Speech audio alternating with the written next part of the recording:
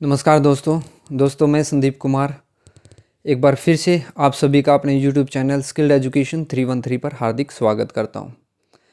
दोस्तों आज की इस वीडियो में हम बात करने वाले हैं एसओ एएसओ जो CSIR एसओ एएसओ का एग्ज़ाम है उसके बारे में।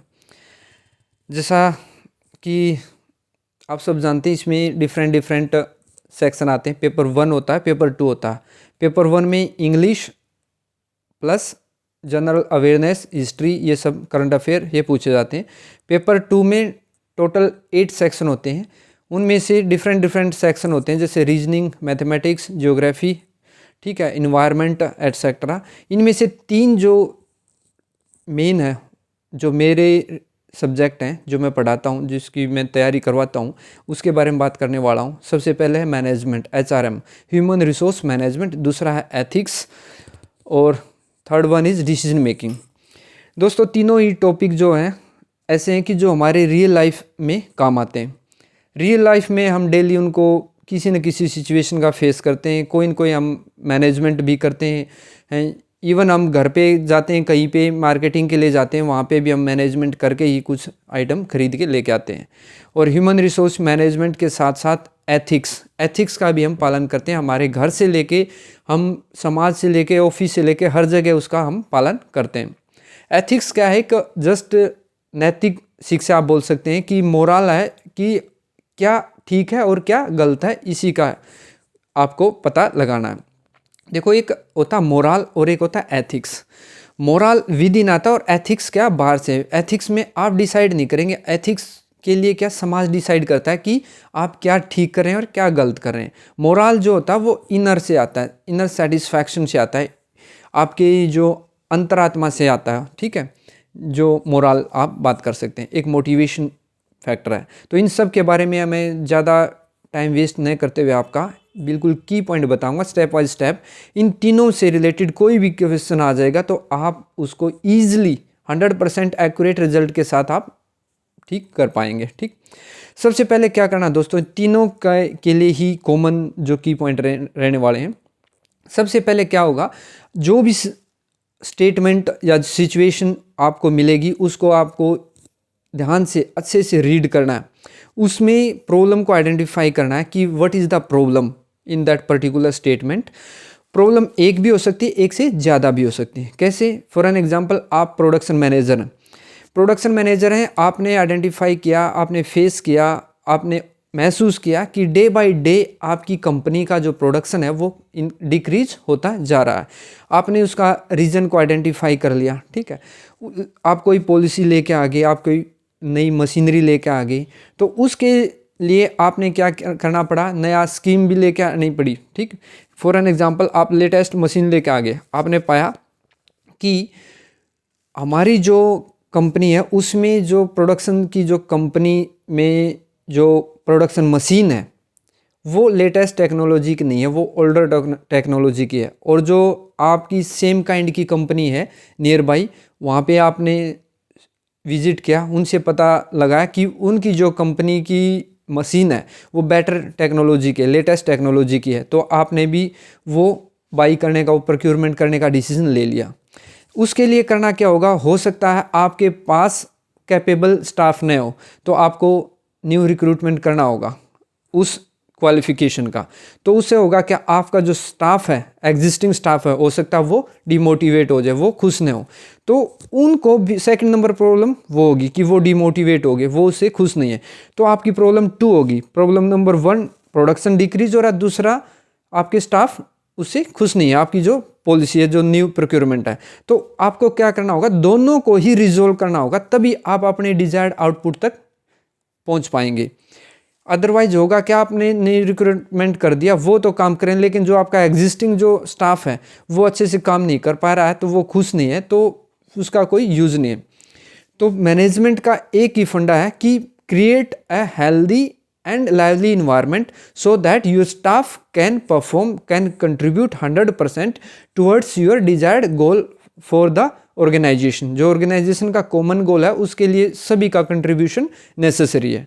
तो आपको उनको कन्विंस करना होगा, लॉन्ग टर्म बेनिफिट्स के बारे में बताना होगा स्कीम्स के, कि इस पर्टिकुलर मशीन से क्या फ़ायदा होने वाला है, ठीक है। और आपको स्कीम बेटरमेंट लेके आनी पड़ेगी। फॉर एन एग्जांपल जैसे रोवन्स प्लान है, टेलर्स प्लान है, मैरिक्स प्लान है, वो मैनेजमेंट की जो ये वेज की जो स्कीम है उनके बारे में बता रहा हूँ। ये डीप कंसेप्ट हो जाएगा, वैसे हम एक कॉमन बता देता हूँ। फॉर एन एग्जांपल आपकी एक कंपनी है बुक, आप क्या करें, बुक प्रोडक्शन की कंपनी है आपकी, ठीक है। तो आपने एक वर्कर को बोल दिया कि यदि एक वर्कर एक दिन में 100 बुक को प्रिंट करेगा, 100 बुक्स को प्रिंटिंग की फॉर एन एग्जाम्पल आप मान लें आपकी कंपनी है, प्रिंट करेगा तो आपको 500 रुपीज़ पर डे मिलेंगे। लेकिन यदि 100 से कोई कम करेगा तो उसका 80% ही मिल पाएगा, 80% ही मिलेगा, उसको कम डेली का वेज मिलेगा। लेकिन जो 100 से ज़्यादा प्रिंट करेगा उसको 110 या 120% मिलेगा, किसका, 500 का, ठीक है।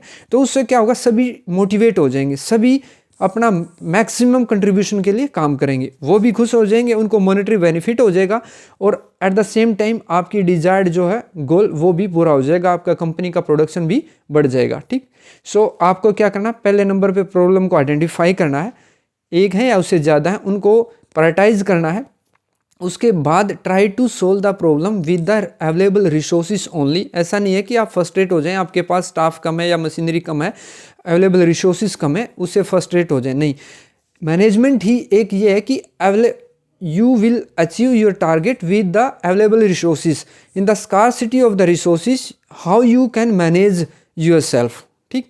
सो ये था। उसके बाद आपको क्या करना है, manage your target with the available resources without the loss of man and material. Loss की कैसे बात कर रहा हूँ मैं, लॉस मटेरियल का क्या हो सकता है कि उसमें कोई कमी नहीं आ गई और डिफ़ॉल्ट नहीं आ गया, आपने उस मशीन को 10 घंटे चलाना था लेकिन आपने उसका आर एक्सटेंड कर दिया, लगातार उसको 15 आवर चला रहे हैं, उसमें उसका कूलिंग जो पीरियड है वो आप उसमें नहीं दे पाई, उससे क्या होगा, मटेरियल हो सकता है डैमेज हो जाए। तो उनका मेंटेनेंस का प्रॉपर ध्यान रखना है। एट द सेम टाइम आपको अपनी मैन को, अपने HR ह्यूमन रिसोर्स को भी क्या करा, टाइम टू टाइम उनको मोटिवेट करते रहना है, so that they can contribute their 100%, ठीक। कैसे, जैसे मैंने बताया, इंसेंटिव या रिवार्ड्स उनको देके जो बेटर परफॉर्म करेगा उसको प्रमोशन आप बोल सकते हैं। इसमें एक क्वेश्चन आया हुआ था मैनेजमेंट में और सभी शिफ्टों में मैक्सिमम देखने को मिल जाता है, एनलार्जमेंट या एनरिचमेंट। एनरिचमेंट क्या होता है, किसी एम्प्लॉय का प्रमोशन कर दिया, उसने अच्छा काम किया, आपने उसको इंसेंटिव के रूप में क्या उसको प्रमोट कर दिया, ठीक है, वो हो गया एनरिचमेंट। उसको हायर रेस्पॉन्सिबिलिटी दे दी, रेस्पॉन्सिबिलिटी जब मिलेंगी तो उसका पर्क अलाउंसेस भी बढ़ जाएंगे। एक होता है एनरिचमेंट, ये तो एनरिचमेंट की मैंने बता दी। एक होता है एनलार्जमेंट। एनलार्जमेंट में क्या होगा, उसको एक्स्ट्रा सेम काइंड के रेस्पॉन्सिबिलिटी रहेंगी, कोई प्रमोशन नहीं होगा बल्कि उसको एक्स्ट्रा काम भी दिया जाएगा, एक्स्ट्रा बर्डन भी दे दिया जाएगा, वो होता है एनलार्जमेंट। इनमें डिफरेंस आ जाता है नॉर्मल, या तो डेफिनेशन दे देंगे, ये एनरिचमेंट है या एनलार्जमेंट है, ठीक है। और उसके बाद नेक्स्ट क्या आता है फिर, never think about self interest. आपको अपने सेल्फ इंटरेस्ट के लिए नहीं काम करना, आपको एक ऑर्गेनाइजेशन के कॉमन गोल के लिए काम करना है, क्योंकि आप एक अच्छे लीडर हैं, आप एक अच्छे मैनेजर हैं, तो आपको अपने सेल्फ इंटरेस्ट के लिए काम नहीं करना, यदि क्योंकि आप you are the role model for your subordinate as well, ठीक। नेक्स्ट आता है कि achieve your target in scarcity of resources with better management. Never criticise system, never criticise government, never criticise your organisational policies, ठीक है। ये भी एक key point है, आपको always try to think positive, किसी को क्रिटिसाइज नहीं करना है, किसी की कंप्लेंट नहीं करनी है, किसी को आपको ज़्यादा आपके सबॉर्डिनेट है उनको डांटना नहीं है, उनके ऊपर वर्कलोड ज़्यादा नहीं देना, क्योंकि इससे क्या होगा, वो डिमोटिवेट हो जाएंगे, बल्कि आपको उनको मोटिवेट करना है। यदि किसी एक एम्प्लॉय का इंटरेस्ट एक जॉब पे नहीं है, आप देख रहे हैं उसका इंटरेस्ट थोड़ा कम होता जा रहा है, तो उसको क्या करना है, रोटेट कर देना, उसको अदर काइंड की जॉब में डाल देना, अदर काइंड के डिपार्टमेंट में आपको उसको शिफ्ट कर देना for a time being, not for permanent, for a time being. ये भी एक टेक्निक है। ये भी क्वेश्चन आपको देखने को मिलेंगे कि on the job end of the job. On the job कौन आ जाएंगे, इनमें से ऑफ द जॉब कौन से है। जैसे ऑन द जॉब क्या होते हैं, कोचिंग देना, ठीक है, वर्कशॉप में काम करना, अप्रेंटिसशिप, ये क्या सब on the job. Of the job क्या, वेस्टिबल ट्रेनिंग क्या होता है कि सेम काइंड का आपको वो इन्वायरमेंट मिलेगा जैसा कि आपको एक्चुअल मिलता है, उसको आपको उससे रिलेटेड क्या ट्रेनिंग दी जाएगी, ठीक। उसके बाद आप लेक्चरेट की बात कर सकते हैं, ये ऑफ द जॉब ट्रेनिंग होती हैं, ठीक। इसके बाद try to keep your staff happy so that they can perform, they can contribute 100% towards your goal, ठीक। ओवरऑल यदि बात करें तो आपको आपके कंपनी का, आपके ऑफिस का इन्वायरमेंट क्या हेल्दी क्रिएट करना है। सभी को लाइवली एंड हेल्दी इन्वायरमेंट यदि वहाँ पे होगा, एटमॉस्फेयर एक अच्छा बनेगा, कोऑपरेशन होगा, कोऑर्डिनेशन होगा, सबके रिलेशन अच्छे होंगे, तो वो डिपार्टमेंट, वो ऑर्गेनाइजेशन, वो कंपनी, वो system definitely they will do better and they will day by day they will enhance their problem, they will enhance there outcome, they will solve their problem, ठीक। they will solve their problem and they will enhance their outcome, ठीक। सो यही था। अब मैं एक दो discuss कर लेता हूँ कि किस काइंड के इसमें क्वेश्चन पूछे जा रहे हैं। लीडरशिप से काफ़ी क्वेश्चन है, सिचुएशनल बेसिस पे आते हैं कि आपने कोई पॉलिसी लेके आए, आपके सीनियर भी उससे थोड़े नाखुश हैं और जूनियर भी नाखुश हैं। सीनियर तो नाखुश नहीं हो सकते क्योंकि आप कोई पॉलिसी लेके आए तो उस पर सीनियर का ही मंजूरी होगी, लेकिन हो सकता है some of your seniors may be not happy with that your idea, so try to convince them, your senior and your junior as well. आपके पास कन्विंस करने की पावर होनी चाहिए। कन्विंस तब कर पाओगे जब आप 100% लॉयल होंगे, आप 100% ईमानदार होंगे, ऑनेस्ट होंगे, तभी आपके ऊपर वाले भी विश्वास करेंगे और नीचे वाले भी विश्वास करेंगे। सो सबसे पहले अपने आप को ईमानदार रखना है। जो भी आपको सिचुएशन आए, थिंक वाइड। अपने सेल्फ इंटरेस्ट के लिए आपको कोई भी आइडिया, कोई भी डिसीजन नहीं लेना है। कॉमन डिजायर्ड गोल के लिए लेना है, जो कि ऑर्गेनाइजेशन का गोल हो।